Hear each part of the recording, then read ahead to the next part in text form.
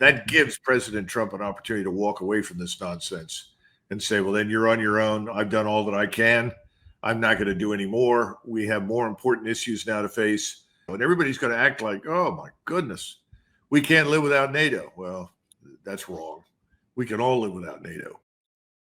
Amen. We can all live without NATO. Isn't that the truth? And here's Douglas Macgregor to bring us the cold, hard truth about the Putin and Trump summit that just went down in Alaska. And he actually gets into how Trump can take an off-ramp that is now presenting itself to disengage from Ukraine such that we actually embrace an America First policy over there for the first time.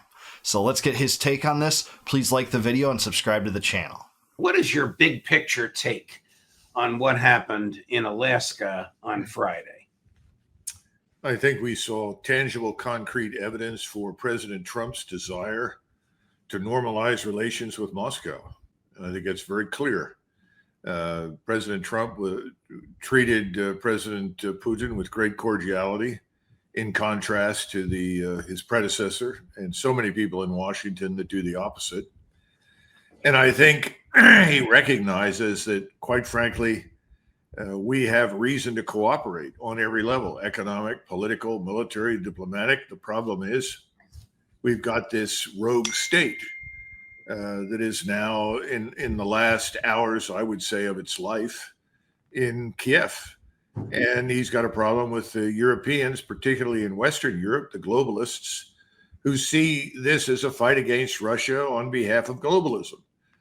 He's not interested in that fight. He's happy to support a strong nationalist Russia that rests on the foundation of Orthodox Christianity. He sees nothing wrong with that. He wants to do business with them. He sees them as potential strategic partners. But he feels constrained regarding how far he can go. That's why he's meeting with the West European leaders today, leadership of the EU. We'll see how it turns out. We know what he would like to do. Now we'll find out what he decides he can do.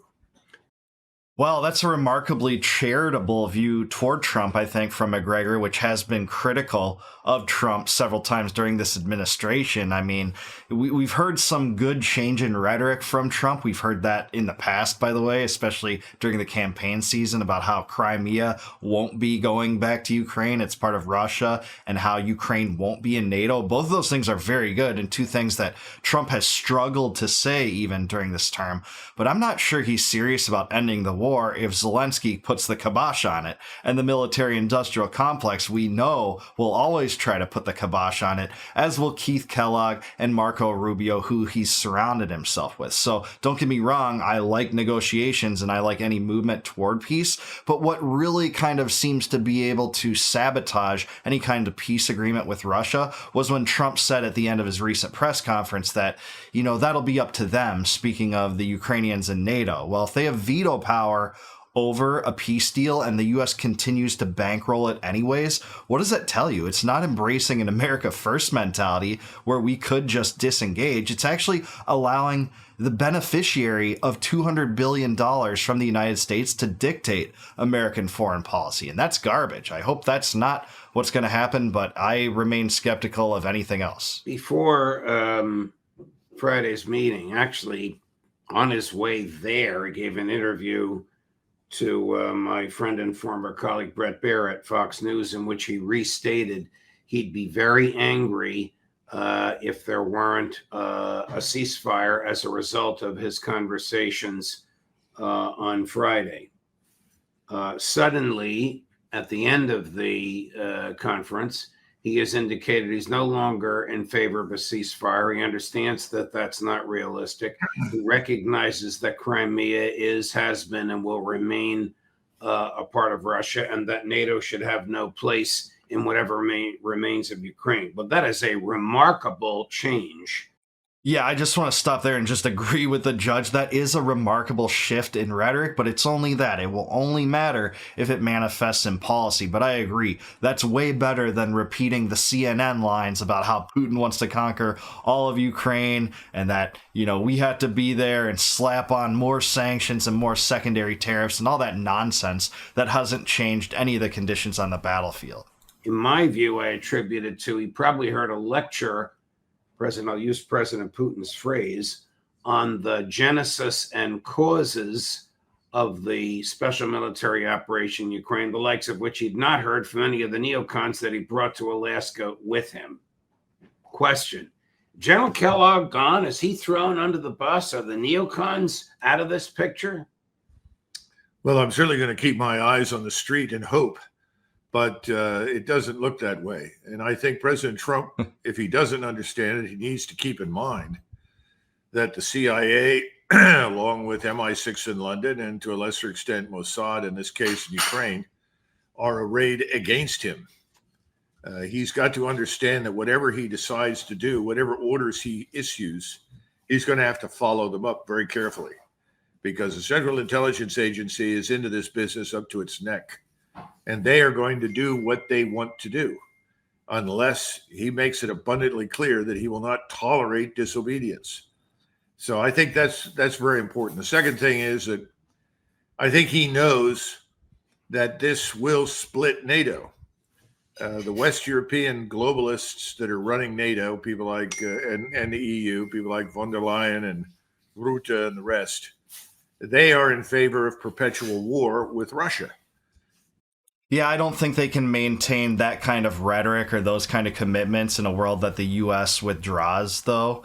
And also, we know Trump hasn't kicked the neocons to the curb. Keith Kellogg, who the judge just mentioned, was part of the delegation today to welcome Zelensky to the White House. He's still having an advisory role and, presumably influence over Trump. And of course, King Neocon Marco Rubio is the Secretary of State, one of the most powerful people in this government. So he certainly hasn't kicked them to the curb. They're going to try to get his ear and reverse any kind of trajectory toward peace, to be sure. Because quite frankly, if it stops and the European electorates finally realize they've been lied to constantly from the beginning about the Russians, these governments are not going to last very long. They're afraid of that. So it's very important to them. They don't care about Ukraine. They're not particularly worried about global peace or anything else. They simply want to stay in power. They can't stay in power if this ends, because people are going to say, well, listen, this is remarkably stupid. Why did you drag us into this? Why did you deindustrialize us over this business? So I think President Trump knows that. The question is, how far is he willing to go? Because inevitably, I think this will lead to the dissolution of NATO. And everybody's going to act like, oh, my goodness, we can't live without NATO. Well, that's wrong. We can all live without NATO, but that's going to be the attitude. Wow, well, that is a pretty optimistic view if you're a dissident that does want the U.S. to withdraw from NATO, let alone be the end of NATO. I don't think that any kind of peace agreement that could happen or would inevitably happen in any kind of situation like this will end NATO. I hope that that's true, but I think that's remarkably optimistic, at least from the dissident viewpoint. If you're pro-NATO, that's a horror story, right? But I don't think the pro-NATO shills had to worry about much here. If anything, NATO is going to be held together by the forces that are continually antagonizing Russia, always want to be. I think the van der Leyen's and Marises and Macrons and Starmers won't be able to do that as much after the U.S. presumably pulls out of this thing, if it does pull out of this thing. But Macgregor's right, it does depend on how far Trump's willing to go. If he's willing to disengage and place a peace deal, presumably a framework for one, on Zelensky's table and say, take it or leave it, we're out if you leave it. We'll see what he does, but I don't think Trump is willing to go to those lengths, regardless of the optimism I'm hearing here. You mentioned a few minutes ago, I think in your response to my first question, that the president is going to meet resistance from the heads of state in Western Europe. He's also going to meet, and you alluded to this just now, he's also going to meet tremendous resistance from the deep state, is he not? You've indicated how invested the CIA is. How about 20 CIA stations built in the first Trump administration and the Biden administration throughout Ukraine? How about MI6 directing Ukraine military to target Russians? These people are going to just roll over and act like what they've been doing for the past 10 years is suddenly going to end? No, that's my point. And I don't think this man Ratcliffe, who is currently running the CIA, is going to be much value added to President Trump. Correct, if President Trump is looking for an off-ramp here legitimately, because Ratcliffe is one of the worst neocon shills. He's very beholden to the Zionist lobby, too, and, is certainly a puppet of the deep state. He was responsible as being one of the chief architects of extending FISA 702, which allows for warrantless surveillance. Don't believe me? Just Google that and find that out for yourself. He's a prisoner of the intelligence community, as well as, of course, the various lobbies, the Israel lobby, the defense lobby, and so forth. He's also got a problem with all these luminaries in uniform called generals that have helped the Ukrainians to kill more than 1 million of their soldiers in pointless operations that never made any sense. People like Donahue and Cavoli and others. Got to remember that we didn't just send arms and equipment. We established headquarters. We tried to help direct operations. We planned things and urged these people to charge into the teeth of Russian ISR strike capabilities. In other words, put millions of people in harm's way, and for what? Nothing. He's going to have to come to the conclusion that simply sending out an order, simply directing people to do something, is going to change anything. You can remember from the first time he was in office, towards the end, he wanted to get out of Syria, and then people told him, okay, we'll get out and we'll do this and this. And then he found out nobody had left Syria. Nobody left anything. And Jeffries, I think, was the ambassador at the time, and he actually took a bow on Capitol Hill for lying to the president and ignoring his orders. Yeah, so the point is the deep state will resist this. The military-industrial complex will resist this. The entrenched political class will resist this, even if Trump really wants to get away from this, which I hope he is willing to do, but he does suffer ramifications. And Macgregor is right. Despite all the billions of dollars, about $200 billion pumped in to Ukraine from the U.S. taxpayer base, all the intelligence, the joint operations with NATO conducted in Ukraine, the overthrow of the Yanukovych government in 2014, all of that has done nothing to change the conditions on the battlefield. Russia occupies something like 20% of Ukraine. It's about 85 to 90% of the Donbass. That isn't changing anything. So we're not going to make inroads unless Trump is willing to give up what it takes. If he continues down this line about talking about how Crimea isn't Ukraine's and Ukraine won't be part of NATO, I think that's a big, big change in a positive direction. But again, if he allows Zelensky to override this, no peace deal will come, and then we're just beholden to the beneficiary rather than letting the benefactor, the United States, dictate its own foreign policy for once. How about that? That'd be nice, presumably from a superpower, for that to happen. You got a lot of people like that right now. Just because he walks out and says, I've done all I can do, which I hope he will do, and I am suspending all further aid to this Ukrainian state, except for humanitarian aid. And I'm urging my European colleagues to meet with President Putin. If he does that, then I think he has a chance for success, because I don't think he is in a position to, quote unquote, deliver NATO, which, of course, is something that President Putin hopes he will do. I'm just not sure he can do it because of the forces arrayed against him. Yeah, that's right. I hope that's wrong, but I really do hope that's right. One of the I hope I'm wrong about that, but I hope that's right, obviously. strange phrases that came out of Mr. Witkoff's last meeting with President Trump. So strange that Alistair Crook this morning opined that it must have been a misunderstanding or a mistranslation, was this phrase land swaps, and the president picked up on it as well. I mean, isn't it inconceivable and probably illegal under Russian law that the Russians would give away some land to the Ukrainians in return for Crimea and the 4 oblasts that they've succeeded in dominating militarily? What could possibly have been meant by this phrase, land swaps? Well, my impression is that there was some flexibility on the Russian side about territory in Kherson and Zaporizhzhia, territory that could be conceded or quote unquote ceded to the Ukrainians as part of any sort of arrangement. Yeah, also other accounts suggest that it was actually part of Donetsk that Russia was willing to negotiate away, but then other reports yet still, say that, under Russia's constitutional system, it prohibits them from giving this land away. And then yet other reports saying from Ukraine's perspective, hey, those are part of Ukraine and we can't, allow any kind of transfer or even the suggestion that you have ownership of it to sanction that you're going to give that back.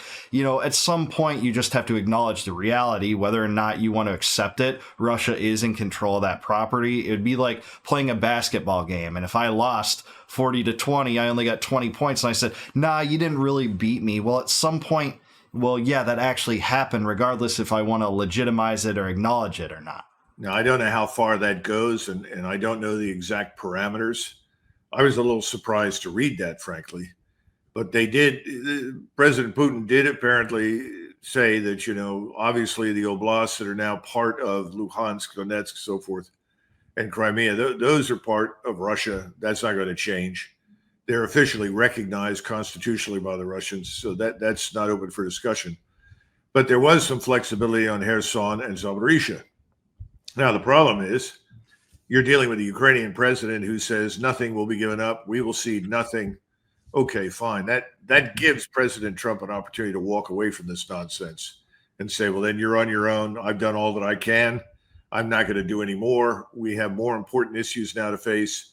The Russians are not being unreasonable. The Russians are not wedded to no change whatsoever. So if you're not going to talk to them with your European colleagues that support you, then you're on your own. I'm not going to go along with it. That's the real question. Will he stand his ground on that point? Yeah, I'm so glad he brought that up, and I'm less optimistic than he is. But in a way, yeah, that presents an off-ramp for Trump to say, hey, I did what I could to negotiate a peace here. And if you're not willing to do this, I'm sorry, I'm out of here. We're cutting and running. But at the same time, I actually think that might give him an excuse to keep the war going by saying, like, I tried to secure this peace deal with territorial swaps involving part of Kherson or Zaporizhzhia or Donetsk, depending on the kind of source you're going by. But no, Zelensky vetoed it. So my hands are tied. I can't do anything. I can't get the U.S. out of this thing. I can't get this off the hook of the U.S. taxpayer and off the grain dole. So I think this cuts both ways. He's a little bit more optimistic than me, Macgregor, is in this way, but I hope he is right that this is the off-ramp, that you tried to secure the best possible deal you could, and Zelensky just stood against any concessions whatsoever, despite being invaded and occupied to the extent of about 20% of Ukraine. It's not like he has many cards to play here. Trump was right about that. You don't have the cards. You're playing with millions of lives. And he is, and don't get me wrong, the U.S. is too, because let's face it, the U.S. used Ukraine, the country, in a grand scheme of empire building against Russia. It long tried to do that, and several administrations continued to bolster that campaign, prop it up, and push it to its limits, especially in 2014, the overthrow of Ukraine's democratically elected government, replacing it with another one that was bellicose toward Russia, pumping weapons in, flirting through 4 administrations about putting Ukraine in NATO, the reddest of red lines to Ukraine, or to Russia, as we know from the William Burns Niet means Niet memo, where he said, hey, as the ambassador in Ukraine, or Russia, I pulled all the factions here. I've talked to lots of people, and all of them, they don't agree on everything, but they do agree that Ukraine's inclusion in NATO is the reddest of red lines. And that's where we're at. It all just depends on where Trump's going to take this thing. I'm not too hopeful because all the signals are he's giving Zelensky deferential control over U.S. foreign policy, the ability to veto any kind of deal. And after he vetoes it, it doesn't look like Trump's going to just be like, all right, we're not funding you anymore. It looks like the funding's going to continue. And hey, Mike Johnson has a past of drumming up support for money to Ukraine, so we'll have to see how Congress reacts as well. But I do want to hear from you. Are you optimistic about the summit between Putin and Trump? What do you think is going to come from it? And do you expect a peace anytime soon? Let me know in the comments below. Like the video, subscribe to the channel. Also subscribe to Judge Napolitano. I appreciate this interview. And please consider becoming a YouTube member. If you click the join button below, you can help support the channel. And in return, as thanks, I will give you access to all my videos before they go live to the general public on my channel. And until I see you guys next time, no more war, no more debt, no more inflation, and no more empire. Peace out, guys. Catch you in the next one.